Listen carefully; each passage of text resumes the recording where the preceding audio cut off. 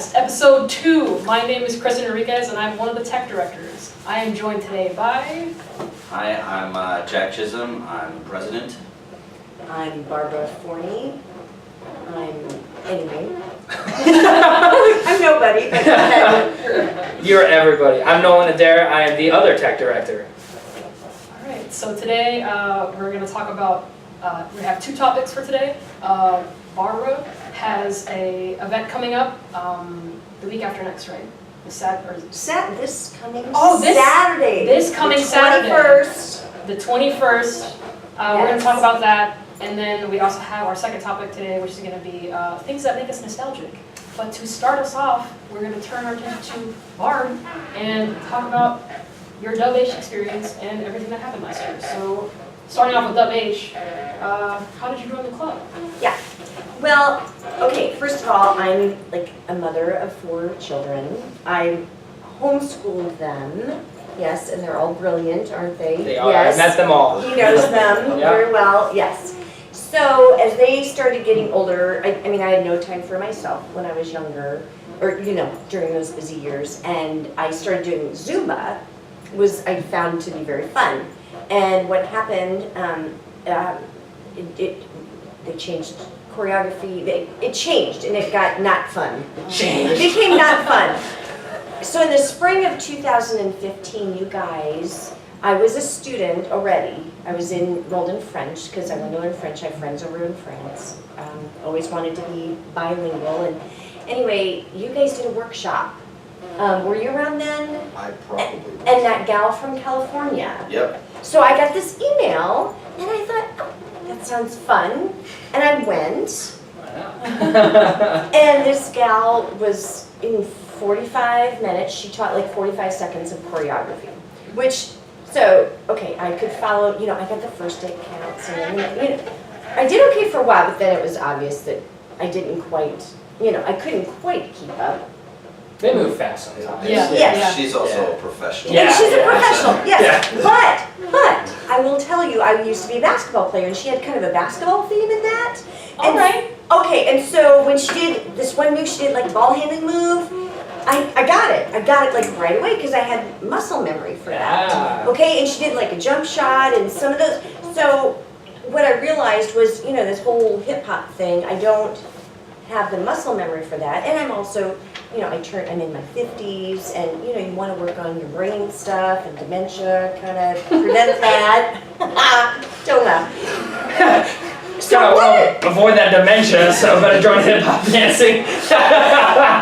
Love it. There was an article on Facebook about the older people doing hip hop. I love it. Seriously, for that very reason. No, it's good, guys. It's good to challenge your brains. Okay, so I'm the mother speaking here. So what I realized was I thought, in 90 minutes, you guys usually teach about 30 seconds of choreography, right? 30, maybe 40. It's like, I thought I could get that. I just need more time. I can do these moves, and it's so fun.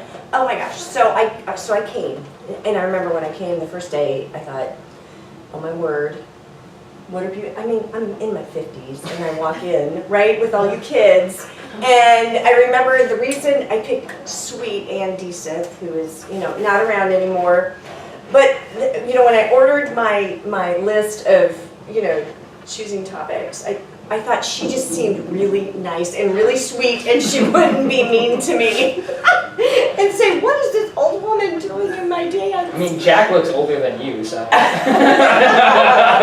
fit right in. But Anne was so sweet, and that's when I met you, Yes. and which you amazed me so much because we were there. I mean, I love DubH. I love DubH because whoever loves to dance or wants to learn, I mean, no offense, but you were not a super duper dancer. No, I had never done dance before. And and it showed. It definitely did. And now you're a choreographer. Yeah. So like That's what I love about DubH. I mean, you don't have to be a superstar dancer. Yeah. And so I love DubH, and I think it's so cool. You can just go. You can forget about politics. You can forget about your homework. You can forget about everything, and just Especially your homework. Yes. Primarily homework. Yeah. But and just dance. Yeah. And I had so stinking much fun. And then I will tell you, so being older, I had no desire to do the show.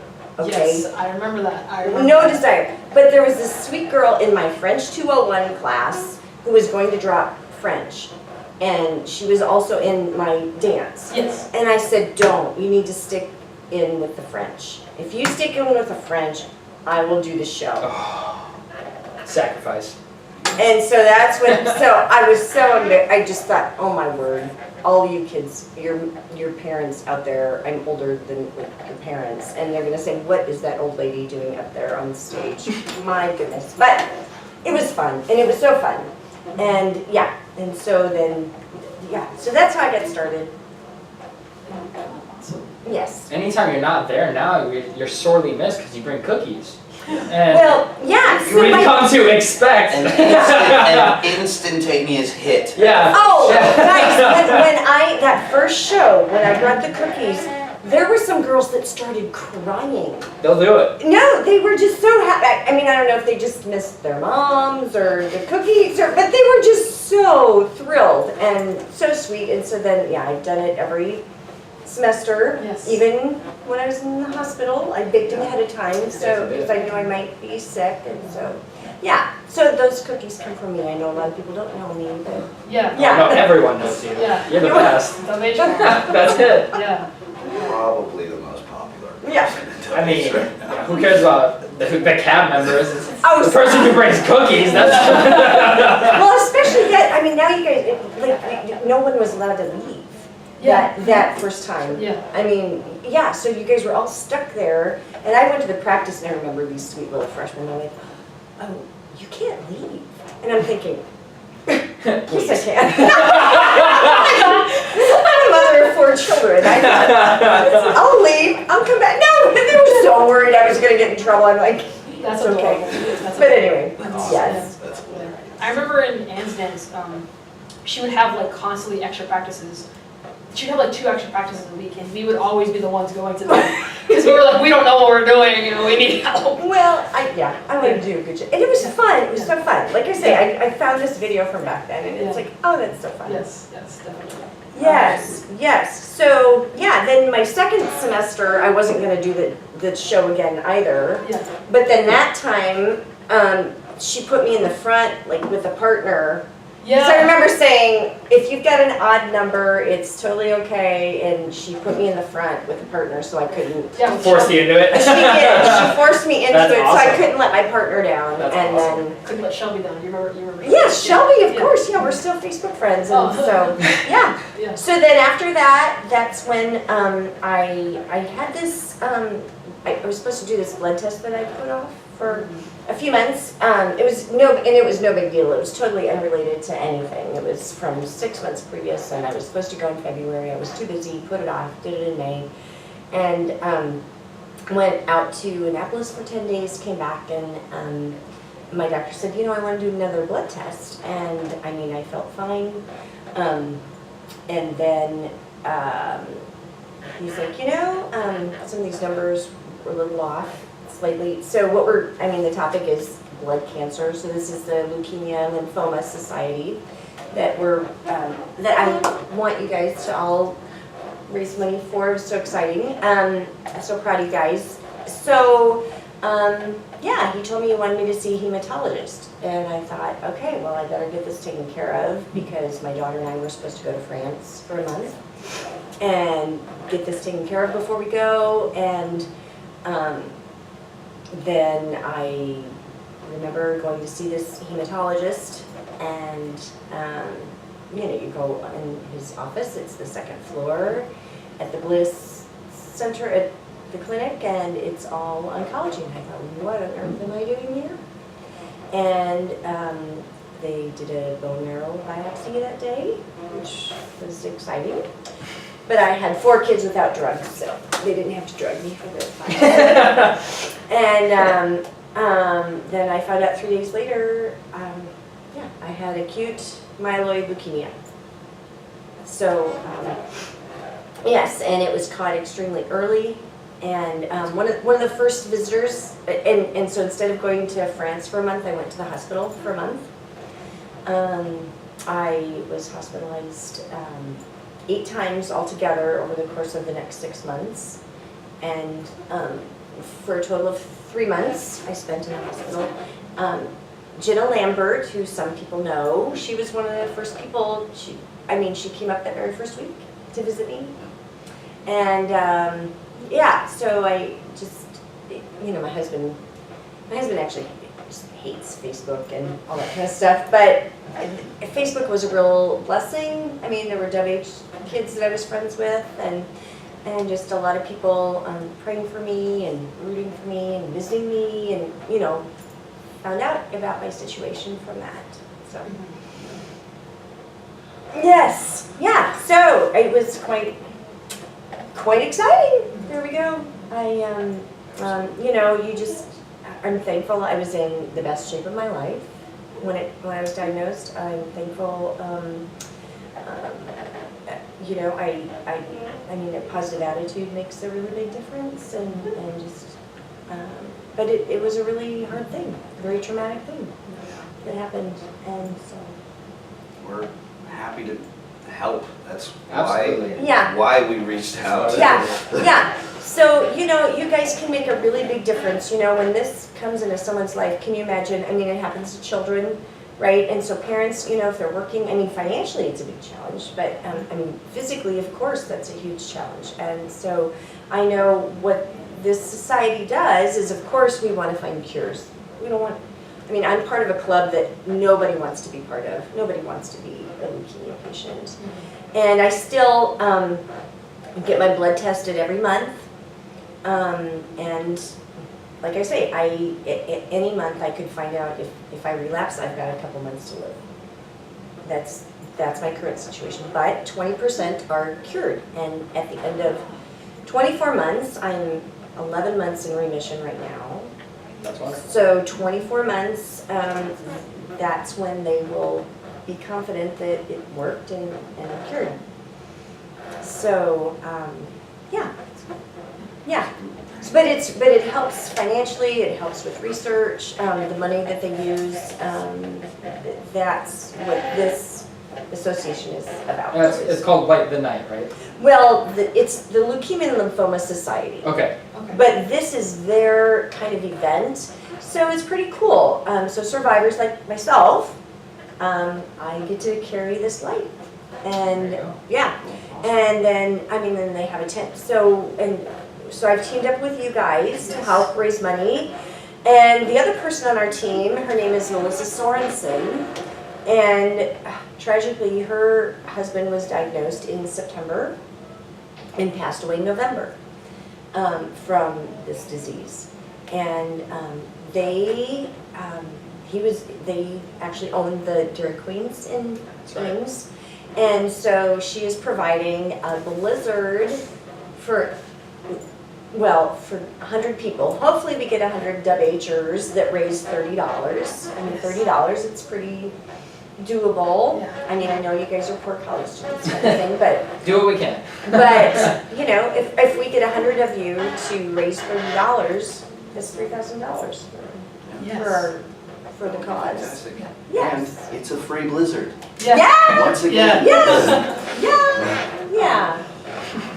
So where is this happening? Where's the? Oh, it's at, the information, you guys send out the It's in Des information. Moines, yes. It's at the Principal Park. Okay. And I think it begins, and I know a lot of, are you going to be there? Yes. Can I get a ride with you? Absolutely. No, I think that's so sweet. I don't have a license.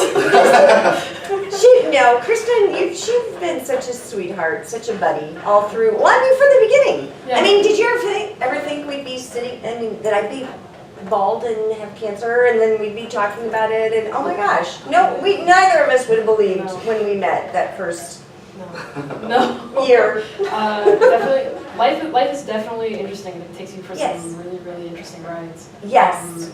Specifically in regards to Anne, she definitely, I feel like I can speak for you, gave us the confidence. She did. In ourselves, and She doing did. the work and like She was doing so positive. hip hop. I really hope she sees this video. Yes, She's gonna you be touched like, our We'll lives. just tag her. Yeah. Yes.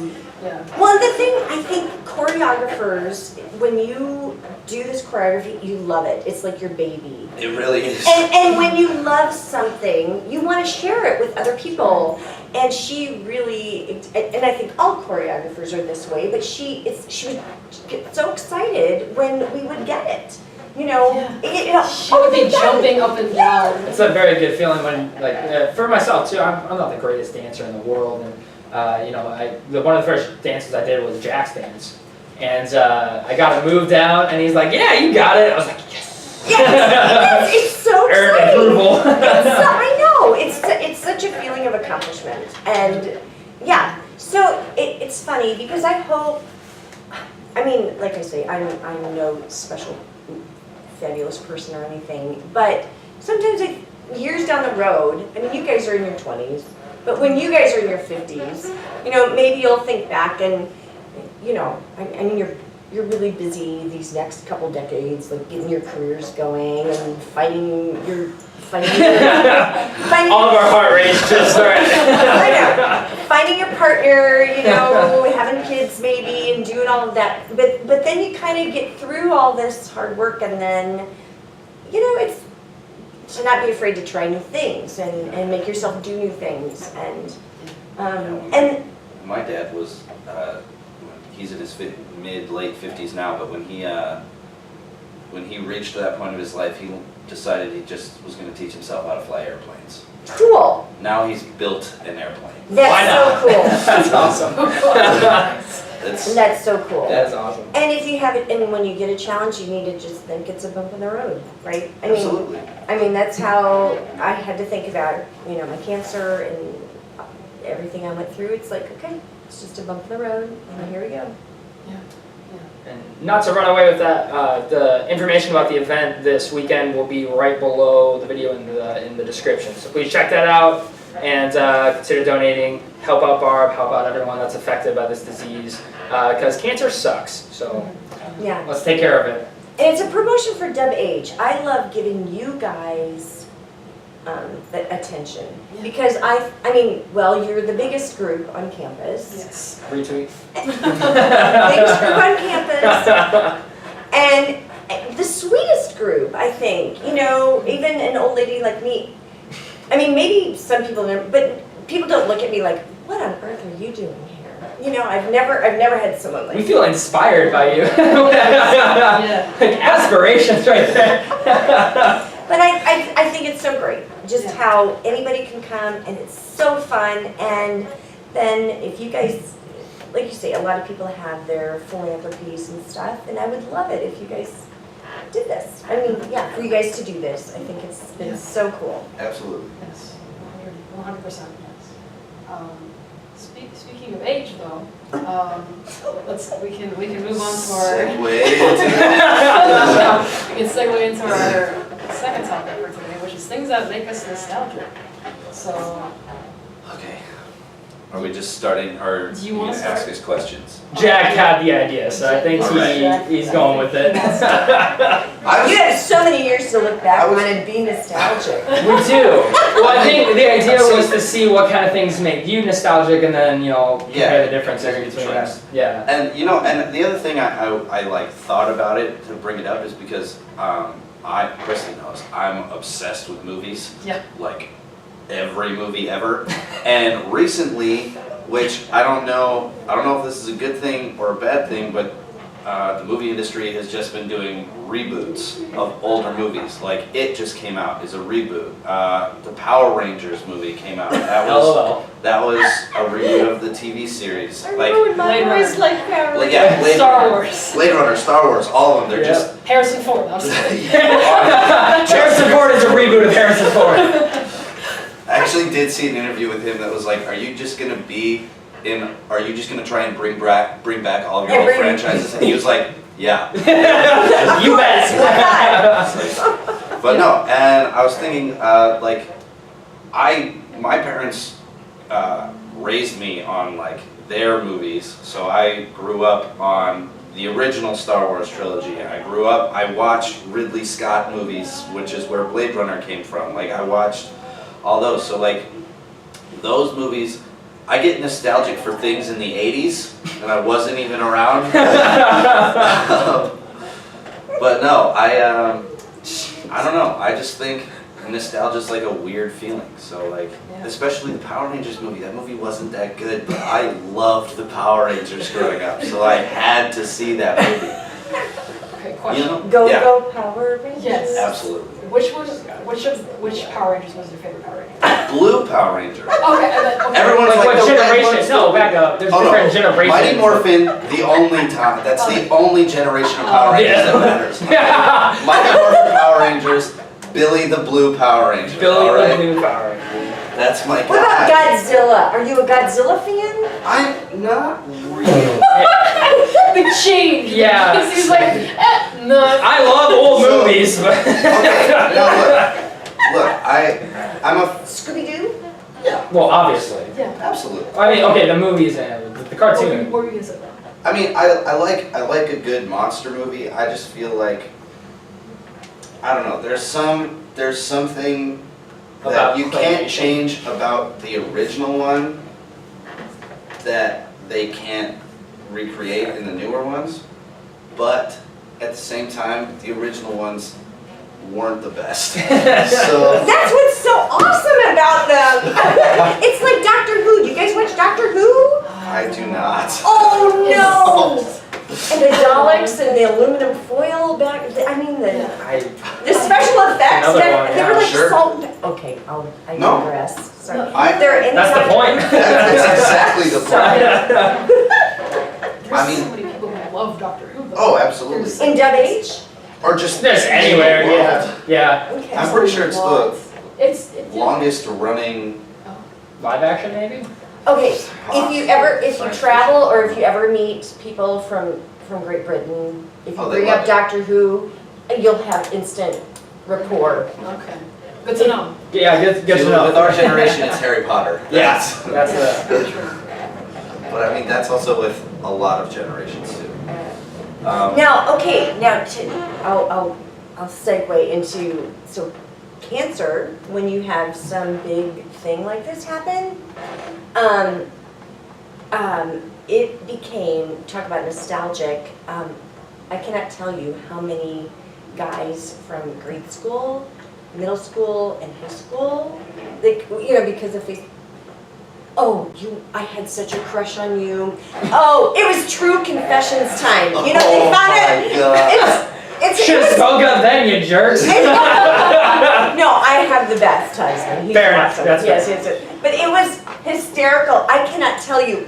I lost count after a while. It's like, you were my first love. You were, Barb's a but- heartbreaker. Yeah, I was about to say that. I was breaking hearts. But it's not like I dated these guys, Oh, right? yeah. It's like, but they never. Oh but they, my Doesn't God. that make that like slightly creepier though? I think, yeah. Like, sure. They were friends. They were friends. Okay. But I think because it's like, it was life threatening. I mean, most, like I said, the stats, most people do die when they Yeah. get this diagnosis. And I think it was just true. They just, wanted me to know. I thought it was very sweet, Yeah, actually, that's that they were rooting for me, they're praying for me, and, but it was hysterical. That is funny. True confessions. I just think they could have left it at "I'm rooting for you, I'm praying," and Yeah. not said, "By the By the way, way, in yeah." 5th grade, I was absolutely head over heels." Like, I don't know. I had crushes in grade school too, but I'm not confessing to any of them But ever. it's funny. There was this article going around Facebook, a cancer patient in his 20s, and he wrote like things I wish I would have known about, beforehand about cancer. And that was one thing he said. He had the same thing happen to him. Really? Like, people Yeah, just confess. these girlfriends. Yeah, they just. Because they just want you to know how highly they thought of you, I guess. But it is. It's definitely is a a strange good thing. feeling thing to hear in that terrible That situation. is nostalgic. Very. Yes. Very. Now, I will tell you, okay, now this is nostalgic just from a year ago though, from the time of my diagnosis for the next 6 or 7 months. It is amazing how, there were maybe 7 or 8 days that my mailbox was empty. And in most days I had like 5, 6, 7 cards, I had packages, That's it is awesome. amazing Yeah. how, you know, I don't ever want to do it again. Yeah. I Not worth it, no. but I will say, I wouldn't trade that experience for anything. I mean, the kindness and the love Sure, I that, understand. that you find in people. So, there's a little bit of nostalgia. Yeah. See, I'm nostalgic for like different stuff because, like, my mom is quite a bit older than like most moms in my age bracket. She's 70 now, and so she didn't care about movies or any like music. She had 9 kids. I'm the youngest of 9 kids. All she cared about was keeping us alive. Yeah. So, I'm nostalgic for Kraft mac and cheese. yeah, I mean, so like, I'm nostalgic for the times when I thought The Phantom Menace was a good movie. You know? Yeah, I was Like there was a point in my life where I'm like, oh, this is awesome, and now I look back, I'm like, dang it, Why did what they a have- bummer. Why Yeah. did Jar Jar And you know Binks stuff that like, really, why, George? Why was Jar Jar Binks? Anyway, Oh, yeah. you know, you get it. Yes. Yeah, but stuff like that where it's like, you know, when I was a kid, I would play Legos with myself a lot, and I thought I made all these amazing things, and I see a picture, I'm like, that sucks. I have no creativity. Yeah, I'm just like, man, I am doomed in life if this is the best castle I can make out of Legos. So, I like, feel on a I spiritual level. like, I want to be that naive child again who just thought everything is awesome. And my biggest worry was like, oh, my chocolate milk isn't chocolatey enough. Like, what's this? No. Speaking of that, like, I don't get Chocolate milk? ever. No. No, I like as being a kid, like I remember getting really like excited about like going to Six Flags or going to like Disneyland or going on like a big vacation or something. Yeah. And I'm not saying I don't get excited now when I get to do fun things, but it's just like a much like calmer state. And every time when like I found out when I got my internship this summer, I got to live in LA. I was like, as a kid, I would have been like, oh my gosh! As an adult, I was like, you know, that's pretty neat. And I was like, Well, it's because the I gears hate are that turning. reaction. Like, I have $17 in my bank account. yeah. My car is gonna break down on the way there. Like, there's so many other things that we're worried about now that when you're a kid, it doesn't matter. You know, it's mom and dad's trouble. Who cares about those losers? You know, one of my favorite memories as a kid was we would get like 100 baby chicks every year. I mean, I'm a Iowa farm girl. Okay, Right. yeah. And Alright. but have you ever been around baby chicks? Mhm. You know, they're so soft and sweet. You know, I'd go out there and it was usually pretty chilly. I would just play with them and they would go inside my coat. And do all that kind of stuff. So, it was my favorite.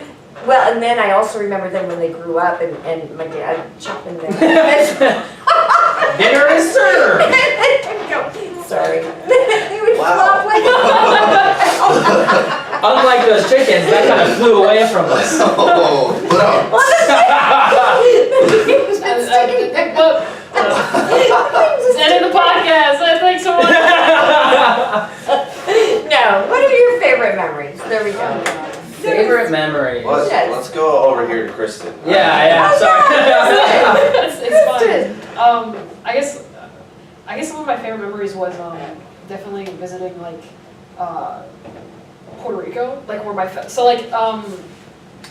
are both Puerto Rican and I was born and raised in the States, but like my entire family is in Puerto Rico. So your And grandparents, that's where you go to see your grandparents? Yes, so like I would go about twice a year up until like high school. I went twice a year for summer and for like for Christmas. And so I loved like, especially during Christmas time, like driving around like my grandparents' neighborhood and like everybody would always go like all out with like the lights and stuff because like Christmas was like, it's like always like such a big deal down there. And also like we have a holiday called the Three Wise Men Day. and it's where we get more presents, and it's like January 6th.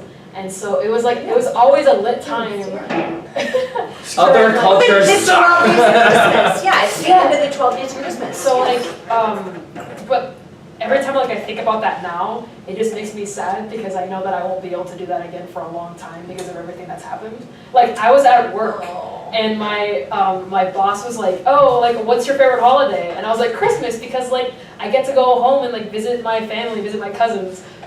Can't do that anymore. it's like, woo. It's kind of it's been kind of rough the past couple weeks because of that. Are they? Yeah, my family's okay. My grandmother, unfortunately though, she suffered from 2 strokes last year, and so like she's not in like a very good condition, and like this is the lack of power and like water and all that has like taken a toll on her, and so it's like that's kind of rough. But like I'm glad that I got to like I have those memories though, so yeah. This podcast is just doing this right now. Bring it. Just bring it back up. Bring it back up. Do we want to do that rapid fire question thing? We can. Okay. What time? That's how you change moods. No. We might have to leave that for the next podcast because we have been doing the podcast for like 30 minutes now. So if we want to just like everybody answer their favorite memories and then we can end the podcast. Okay. Yeah. Sure. Yeah. So favorite memories. Favorite memories. From DubH? No, in Sure, general. anything. Like yeah. Like my little baby chicks? Yeah. Like Yeah. yes. So yeah. Okay. Got 21 years to choose from, Jack. Yeah. Okay, I'm gonna go with my favorite memory. I don't know if it's my favorite, but it was the first one that came to mind. So like, a lot of people go to midnight releases for movies.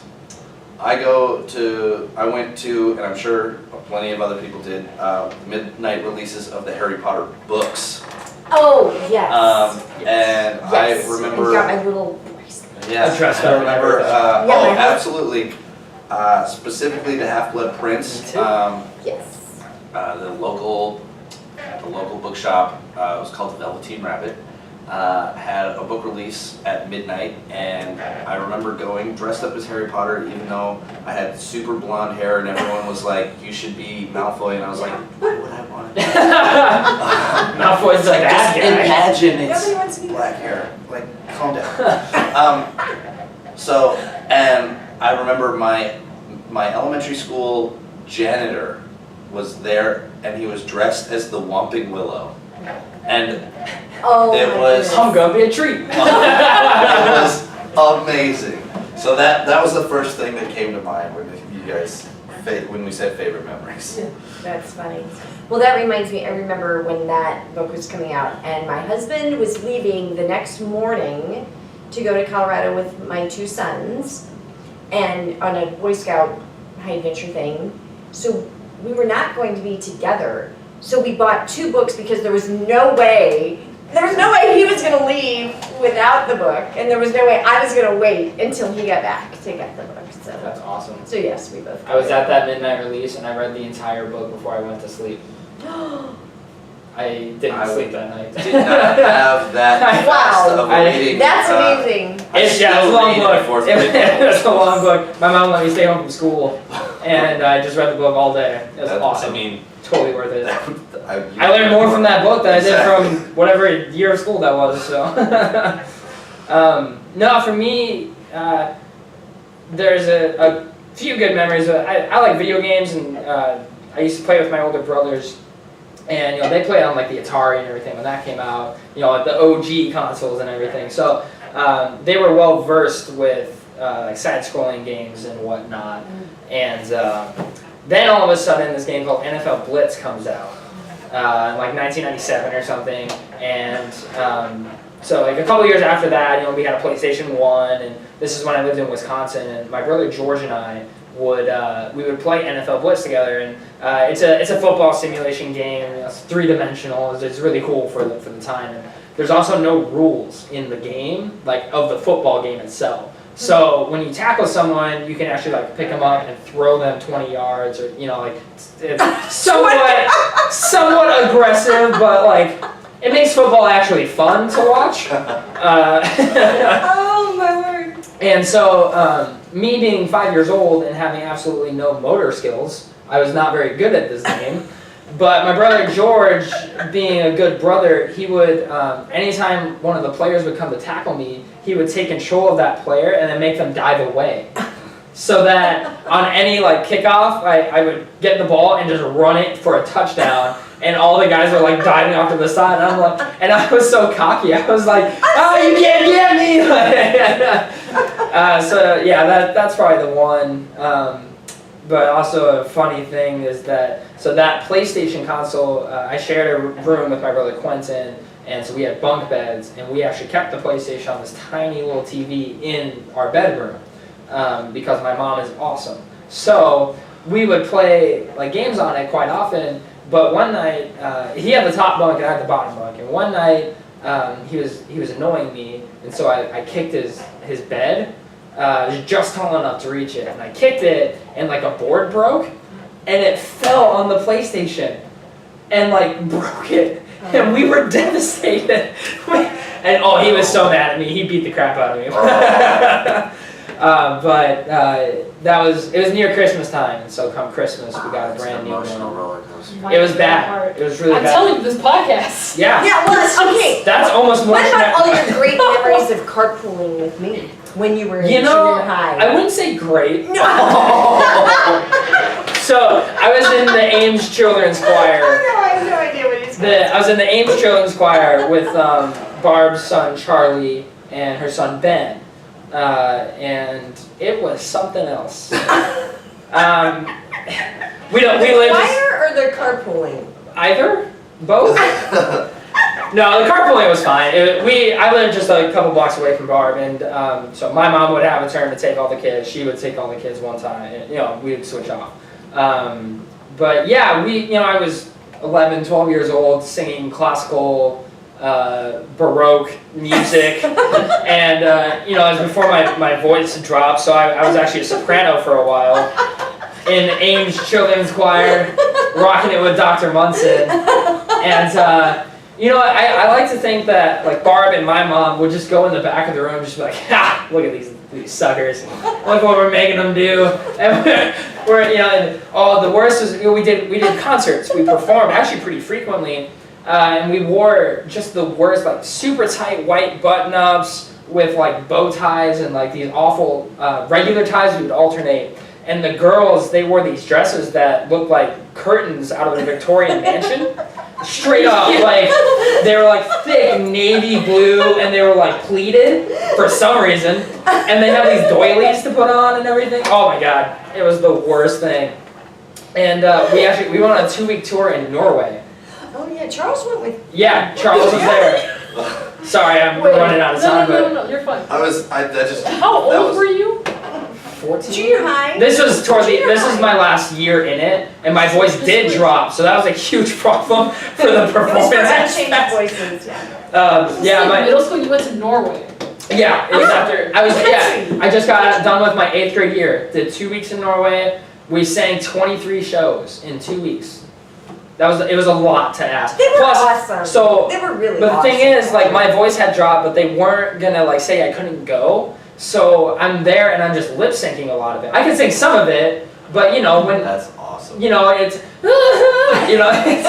it's rough sometimes. And the problem, if you don't know, when you lip sync things, it puts a lot of air in and it makes you yawn. And so I'm up there lip syncing to these classical songs, and like we were actually kind of a big deal. Like a lot of people came to see us sing in Norway because Dr. Munson was from there. She had a big She rapport. had connections there. And so we sang at some big cathedrals. Tons of people were there, and so I'm up there and I'm lip syncing, and I'm like I just had to like look away for a moment. And it was rough. But by the end of the tour, though. I had practiced my falsetto so much that I was able to actually get through it all in my falsetto. And to this day, I have a good falsetto singing voice. So thank you, Norway. There you go. Dr. Munson. Yes. There you go.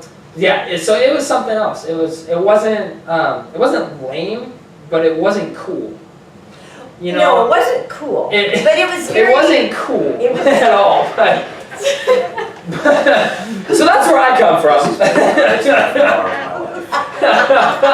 All right, well, I think we're gonna have to wrap it up there because we're pretty much on 40 minutes now. So make sure that you go to this. $30, get your Blizzard. Information in the description below. Thank you so much for watching this And all DubH that, podcast. yeah, yep. just go Thank to you the so site. much for joining me today. Genuinely, it was a lot of fun. So yeah, bye-bye. Bye.